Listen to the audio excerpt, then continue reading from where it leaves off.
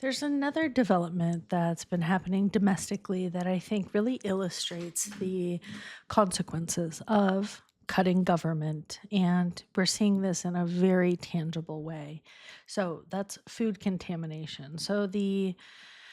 There are a lot of food contamination stories popping up everywhere. And this is one of those government functions that honestly I didn't have to think too much about previously. I wasn't walking through grocery stores, saying thank goodness for food inspections. I just get what I get, and I assume that somewhere there have been standards created for what's being sold here in the United States. And, you know, it's just that's is not what is happening right now. And, food inspections and that sort of regulatory sector is one of the oldest consumer protection functions of the modern federal government. The United States began seriously expanding federal food safety regulations in the early 1900s. And Heather Cox Richardson mentions this. There's a famous historical story connection here with Upton Sinclair.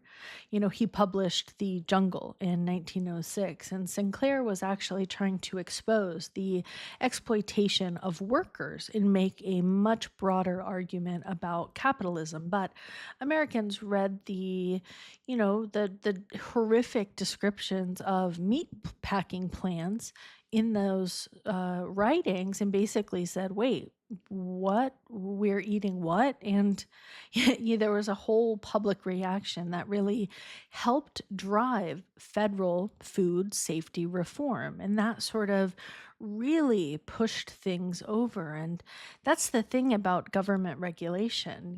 When it's functioning properly, you don't notice it. You shouldn't have to notice it. You notice when it stops. You notice when food starts becoming contaminated.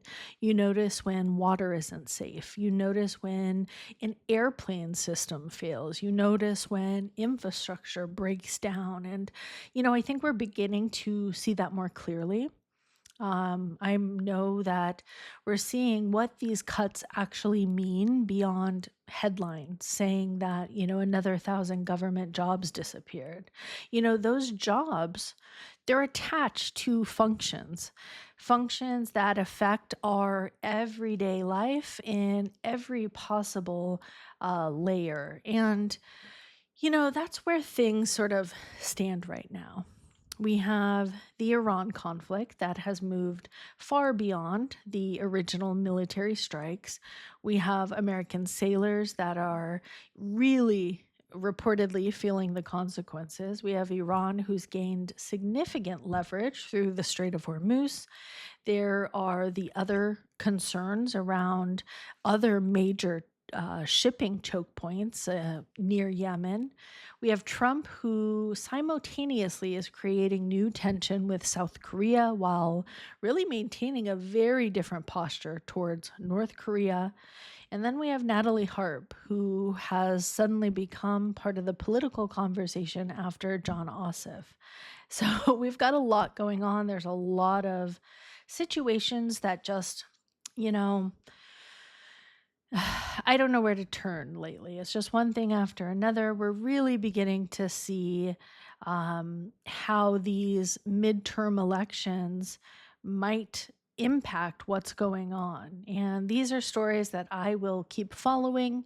So continue to subscribe and like, and I will see you in the next one.